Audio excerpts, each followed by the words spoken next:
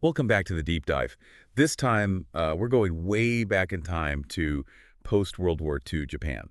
Okay. We're going to really do a deep dive into the American occupation, Mm. a period that the war is over, the nation's in ruins, and General Douglas MacArthur Oh, yeah. arrives Big guy. as the supreme commander for the Allied powers, right? Right. He had incredible power. Oh, yeah.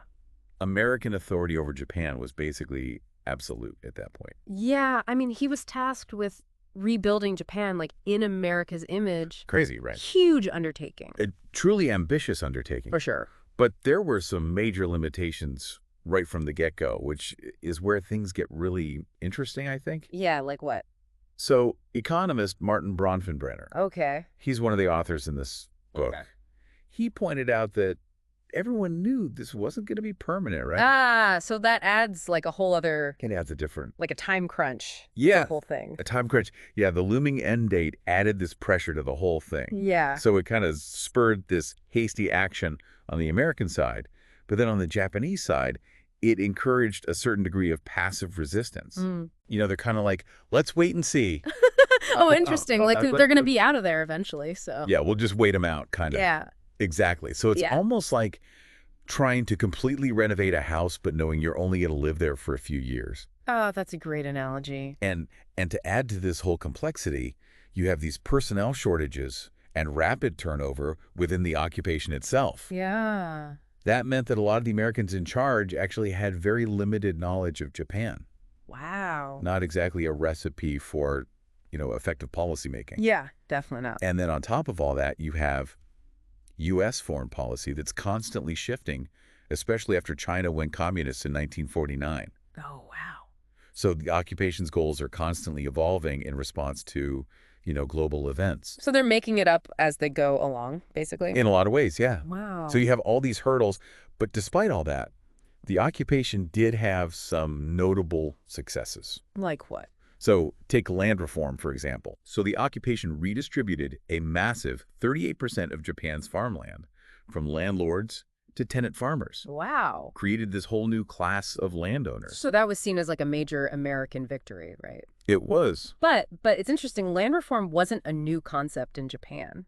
Oh, really? Yeah, there was a long history of movements pushing for similar changes, though maybe not as radical as what the occupation implemented. So it's almost like it wasn't about introducing a foreign concept.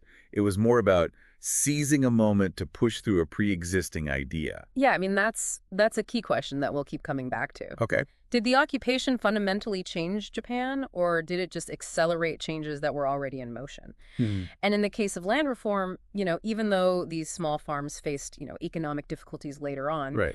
the reform did achieve its political goal. Okay. It created a conservative, anti-communist base in rural Japan, which was a key objective for the U.S. at that time. Yeah, absolutely. And another area where the occupation poured resources was relief and rehabilitation. Okay. Over $2 billion in aid flowed into Japan just to combat hunger, disease, social unrest. Wow. Imagine the logistics of, like, providing aid on that scale in a country just devastated by war. Right.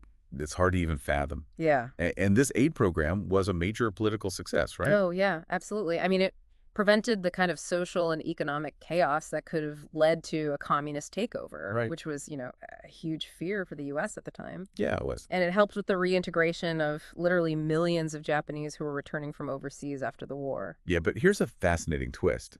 Within Japan, there's this perception that it was the Korean War, not the occupation's aid, that really kickstarted the economic recovery. Wow. It really makes you wonder, like, how different perspectives shape how we understand history, It really does. And this aid program actually sparked a lot of envy in other Asian nations Really? who were struggling to rebuild but weren't receiving that same level of assistance. Yeah, I bet.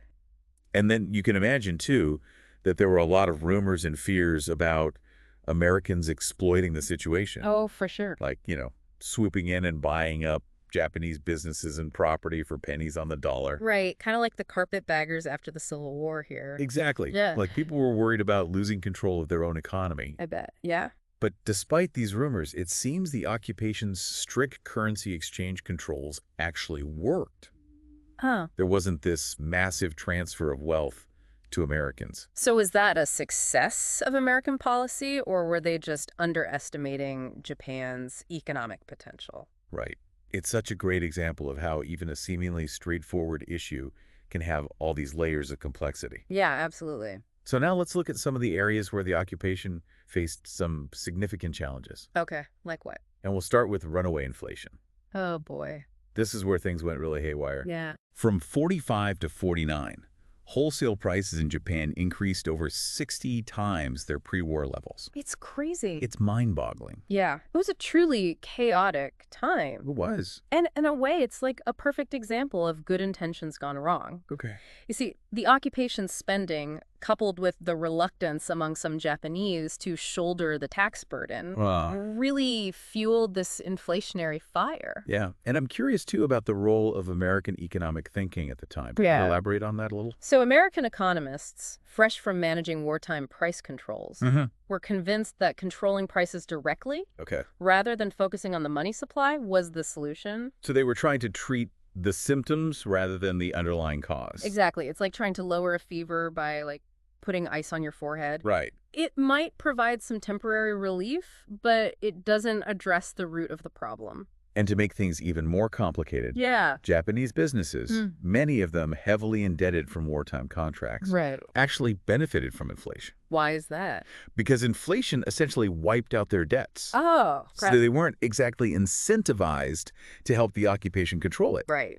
So you've got the Americans trying to put out this fire, and then you've got these key players in Japan maybe unintentionally fanning the flames. Oh, man. It sounds like a recipe for disaster. It really was. And it just highlights how difficult it is to impose these economic policies without fully understanding the motivations and incentives of everybody involved. Yeah, everybody's playing their own game. For sure. Exactly.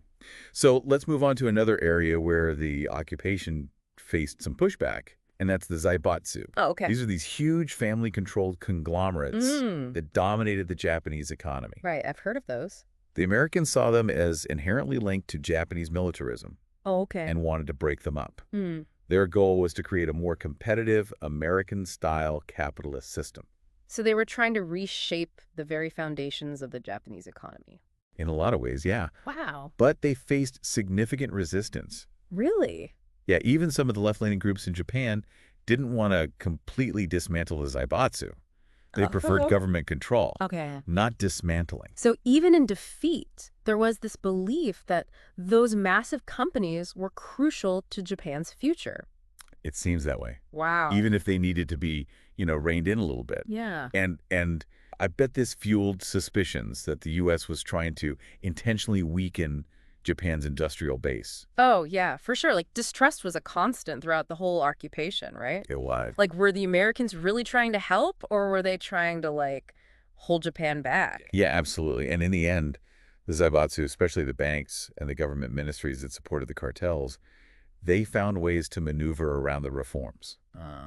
It really demonstrates the limits of American power in the face of, deeply entrenched interests. Yeah, they were there to stay. Exactly. And finally, we come to the occupation's efforts to foster a strong labor movement in Japan. Okay.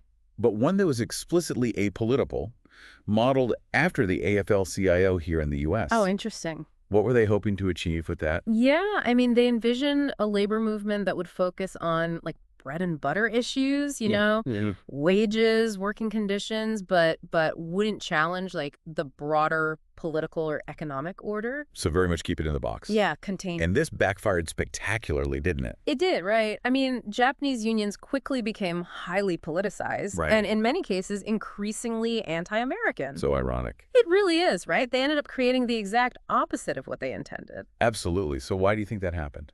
I mean, the occupation completely misread the social and economic realities of Japan, all right? Okay. Class consciousness and the influence of intellectuals was much stronger than they anticipated. And workers saw unions as a platform for expressing, their broader political and social grievances. It's interesting to think about how this was all happening at the same time as the rise of the Black Power movement here in the U.S. Oh, wow. Both movements pushing back against the established power structures in their respective societies. Yeah, a fascinating parallel. Right. So despite the occupation's efforts, Japanese unions developed their own distinct character. Right. deeply rooted in the specific conditions of Japanese society. Exactly, and this has had a lasting impact on the dynamics of labor relations and political activism in Japan today. So we've seen how, even with the best of intentions, the realities on the ground can be far more complex than we anticipate. Yeah, totally. And in part two, we'll delve deeper into the long-term consequences of the occupation and really grapple with the question of whether it truly reshaped Japan Hmm. or just kind of sped up changes that were already in motion. Welcome back to our deep dives into the American occupation of Japan. Last time we explored some of the occupation's, notable successes and failures, Mm. and now we're kind of shifting gears to look at its long-term impact. Did the occupation truly reshape Japan or just speed up changes that were already happening? That's the big question, right? It is, and it's one that scholars are still debating. Oh, yeah, for sure. One of the things that strikes me is how some of the occupation's reforms, even the so-called failures, ended up having this surprising staying power. Hmm. It's like, even when things didn't go according to plan, they still had this ripple effect. Yeah, the anthropologist Edward Norbeck had this fascinating take on this. Okay. He argued that many of the social reforms, like expanding women's rights or abolishing primogeniture, Right. they actually aligned with existing trends in Japan, even if those trends were kind of hidden by the wartime conditions. So it's like the occupation planted seeds in fertile ground. Yeah, that's a good way to put it. Maybe those changes would have happened eventually, Yeah. but the occupation provided the catalyst. That's a compelling way to look at it. I like that. So take the family system, for example. Okay. The occupation completely rewrote the rules, making men and women legally equal, and getting rid of the eldest son's automatic right to inherit everything. Wow, those are some pretty radical changes. They were huge. Was there any pushback after the occupation ended? There were definitely attempts to revise the new civil code, but those attempts went nowhere. Really? Yeah, it fizzled out. So the changes in a stuck. haystack. But did they actually, transform Japanese society? I mean, tradition runs deep, right? It's complicated. Yeah. While women in Japan still face discrimination, their position has definitely improved. Okay. I mean, they're a major part of the workforce. Right. They're actively engaged in politics. They're initiating more divorces. Right. They're exercising their rights in ways that were just unthinkable before the war. So maybe it's less about this sudden dramatic shift and more about opening up new possibilities, creating this space for gradual but meaningful change. Yeah, I think that's a really insightful way to frame it. The occupation didn't instantly transform Japanese society, but it created this window of opportunity, this chance for new ideas and values to take root. And those seeds have continued to grow, even if it's been slow and uneven. Exactly. This brings us to the question of education. Okay. The occupation took this pretty drastic step by banning the teaching of morality, Japanese history, and geography in schools. Wow, really? They did. What was the thinking behind that?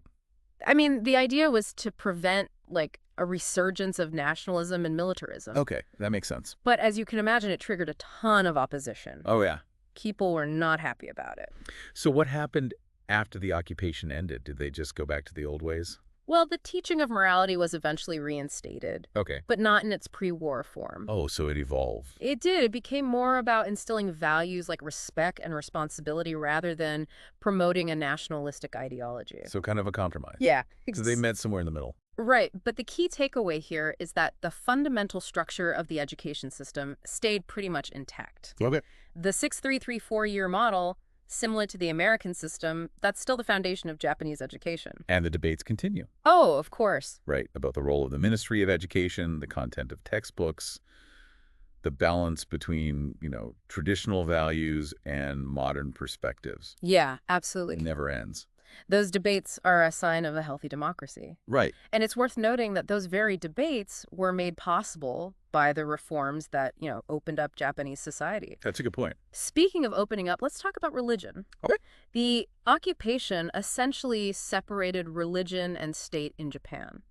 It ended the practice of, emperor worship and promoted religious freedom. That must have been a huge shift for Japanese society. It was massive. It was. It had a deep and lasting impact. And there was no going back, right? Like to the pre-war system where the government was promoting a specific form of Shintoism? No, definitely not. But didn't this raise concerns about new religious movements, maybe filling the void? Yeah, there were and still are some anxieties about certain groups gaining too much influence. Okay. But the bigger story is the rise of secularism in Japan. Mm.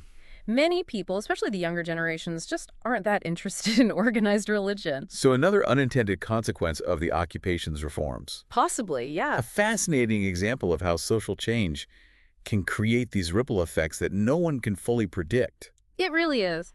When we talk about the occupation's legacy, it's clear that we're not just talking about specific policies or reforms, but, a deeper shift in the very fabric of Japanese society. Absolutely. It's about a shift in mindsets, values, expectations. Exactly. And one of the most intriguing aspects of this legacy Okay. is the relationship between Japan and the United States. It's a relationship with a complex and often, paradoxical history. It really is. We were fierce enemies in a brutal war, Yeah. then occupier and occupied. Right. And now we're close allies and major economic partners. It's incredible, right? It's Yeah. a testament to the resilience and adaptability of both societies. But, let's be real, there's still some baggage from the past, right? Oh, yeah. Lingering resentment, differing perspectives on history. Absolutely. I mean, the occupation is a wound that has healed, but the scar tissue remains. Right. And those scars can ache, especially when historical events are,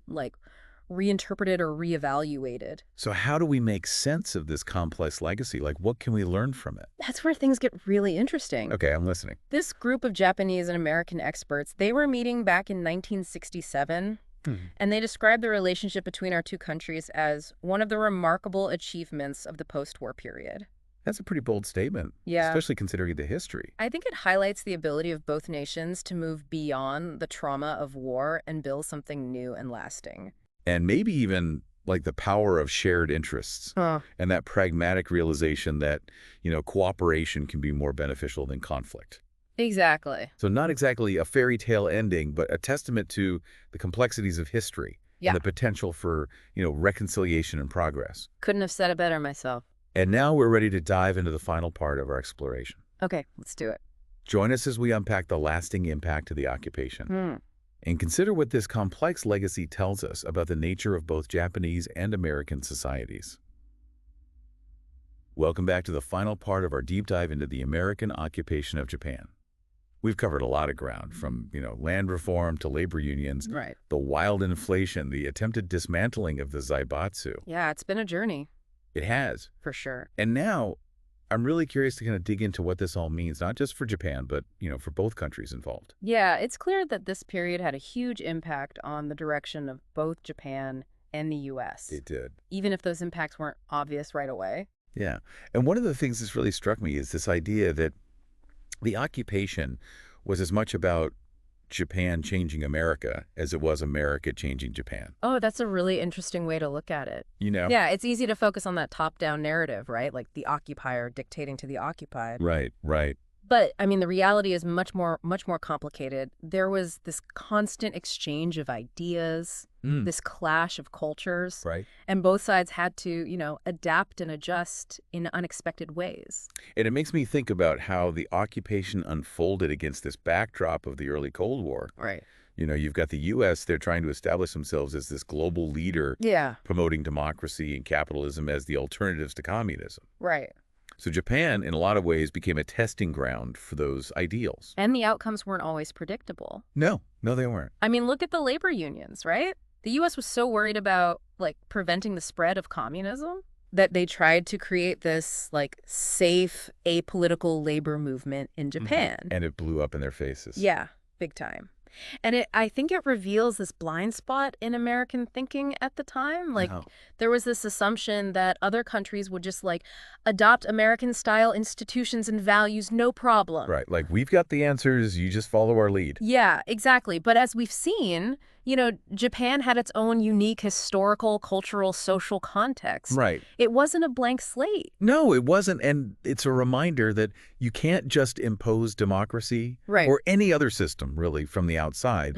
It has to grow organically from within, It does. and it's inevitably going to take on its own distinct character. Absolutely. And I think this is where it gets really interesting for me. What does this complex legacy tell us about the nature of both Japanese and American societies? That's a great question. It is. I mean, on the Japanese side, I think it speaks to their resilience, their ability to absorb these outside influences while still holding on to their own, like, unique cultural identity. It's like they took what worked for them, adapted it to their own needs, and rejected what didn't fit. Yeah. And it wasn't just passive acceptance. Yeah. They actively shaped the outcomes, you Yeah, know? they did. And let's not forget about the Japanese people's, like, pragmatism, Hmm. their willingness to work within a system. Right, even a system imposed upon them. Yeah, exactly, to achieve their own goals. They were playing the long game, They were. focusing on rebuilding and recovery, even if it meant making compromises along the way. Right. They had their eyes on the prize. They did. And what about the American side?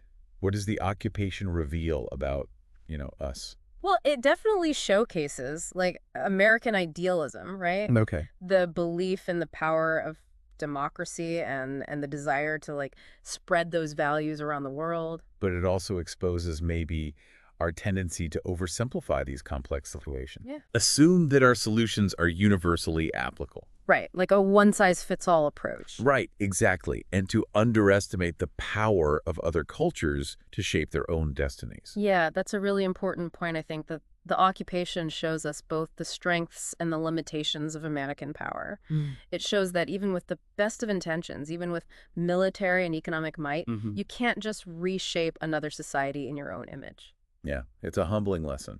It is. And one that I think is still relevant today as we, face these global challenges and try to figure out our place in the world. Absolutely. The occupation is like a cautionary tale, right? About the dangers of hubris Mm-hmm. and the importance of cultural sensitivity and humility, in international relations. And for sure, so as we wrap up our deep dive into the American occupation of Japan, Yeah. I'm left with this sense of awe at the complexity of history It's amazing. and the interplay of all these forces, political, economic, social, cultural. It's like a tapestry, all these threads woven together It to is. create this really intricate picture. And it's a story that continues to unfold even today. Right. The legacy of the occupation Mhm. is still shaping the relationship between Japan and the U.S. It is. And it's a relationship that's more important than ever in our interconnected world. It really is. And as you go about your day, I want you to think about these echoes of history. Yeah. How events from the past can resonate in our present and shape our future. Right. The American occupation of Japan might seem like this distant event, It does. but its legacy is a living testament to the power of human connection, right? Right. The complexities of these cross-cultural encounters and the ever-present potential for both cooperation and conflict on the global stage. It's a lot to think about. It is, but that's what makes history so fascinating. It does. It does. Yeah. Well, thanks for joining us on this deep dive. Thanks for having me.